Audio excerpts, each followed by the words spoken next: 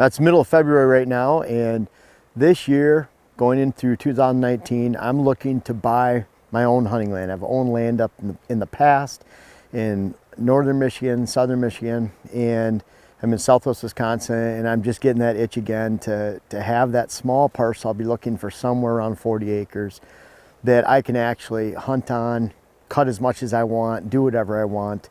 And there's 5 main ingredients that I'm looking for. Now, I did we created a video last year about this time where for the top 20 ingredients for buying or leasing land. But I'm looking at it just as a whitetail parcel, some of the things that I'm looking for that I know that I can make a great herd and habitat. You know, outside of being in a good buck area, an area where there's actually bucks, there's actually a good deer herd. Of course, that's important. But one of the first things I'm looking for, and I'm basing this basically when I'm looking at client properties, there's client properties that are easy to set up and those that are difficult. And I'll give you an example. Something I am looking for is I want a lot of edge. And we've talked about this in other videos, but I'm looking for, if I have a square 40, so 440 yards by 440 yards, 1320 by 1320, I'm looking for a 40-acre parcel that has a lot more edge on the inside of the parcel than it does as it relates to the exterior border of that parcel. So when I add up the linear feet of the outside of that parcel, I want a parcel that has so much diversity packed in, whether it's field edge, change of habitat type, elevation type, age of habitat, wetlands, upland, whatever it might be, food plot edge, ag field edge, whatever it might be. I want 10 times more edge on the inside of that property than the actual borders of that property. The opposite of that would be just strictly a straight hardwood parcel, a straight ag field, a straight grass field, bushes, shrubs, whatever it might be, where you have that flat top of overstory that's the same no matter high or low. There's no diversity, and therefore they're actually easier properties to set up because you just carve them out. You can draw them on paper real well, but so much work to change the diversity of a parcel. And if you already have that edge within the parcel versus the outside, then that's a great start and a great beginning. Edge is one thing, but I want to be next to large landowners, especially large landowners that might have the same thoughts as far as protecting younger bucks, promoting QDM principles, and generally having a fun, good neighbors. But I want those large neighbors that I know that if I build the conditions that I try to teach on this YouTube channel, on my website, my clients, and in my books, that if I create those concepts, I can actually tap into that buck herd. It doesn't matter if it's 400 acres next to me, 200 acres on one side, 300 acres on the other 80, that I know that I can tap into all those bucks that are in the area with that one small parcel by implementing the concepts that I teach. So those large neighbors are critical, and it might even be that it's a large public land neighbor. If it's remote public land that people can't get into, I can't tell you how many whitetail parcels I've been to across the north half of the entire country that are adjacent next to public land, and they have some monster bucks that live back on the public land because it's remote, because they can get that age structure, and then they come back on the property.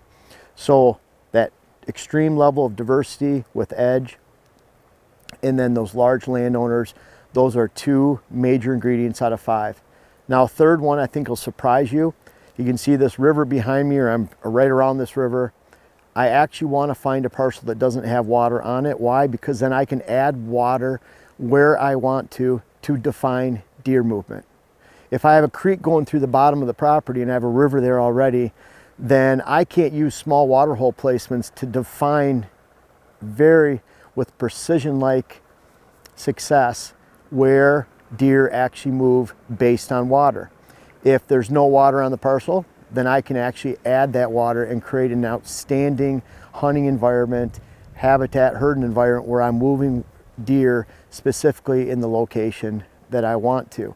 And so using a 110-gallon tank, to me, on the top of a ridge or in a flat somewhere, is far more advantageous than a giant pond that's already on the property, or river system or swamp that is providing water to the deer on a daily basis and pulls away from my opportunity to do so in a very precision movement that I want to create on that land. So a fourth ingredient that I think is really important, you already have edge, big neighbors, and then a lot of diversity, is I want to have a property that has a high percentage of open ground. For example, a 40 acre that has 10 to 15 acres of open ground, whether it's pasture land or set aside ag land, CRP, I can take that 10 to 15 acres and then I can diversify. I can add switchgrass, I can add food plots immediately. I can use switchgrass that'll be 4 feet tall by the end of the first summer to actually house deer within, to create diversity pockets within. I can create diversity pockets within switchgrass so that the deer actually bed within that area. I can move them on food plots in that open ground. But that open ground is highly valued because I've spent a lot of time with clients that have to get dozers onto their property, and you use those bulldozers to create those openings, and it's a lot of time, it's a lot of money, it's a lot of extra expense. So if I was looking at a parcel that needed a lot of dirt work, I probably wouldn't buy it, just because it's not going to be able to give me that whitetail parcel that I want as quickly as I want. And to create diversity on that parcel when there's not open ground already is very difficult to do so. So I'm going to look for a parcel that has a lot of open ground, and along with the diversity, large neighbors, I can actually have a whitetail parcel where I can work with and use something and create something right away within that parcel where I can expect results quickly. Now the fifth and final piece of the puzzle is that if I have a lot of diversity and I have a lot of edge, then that means that I have a lot of diversity of habitat.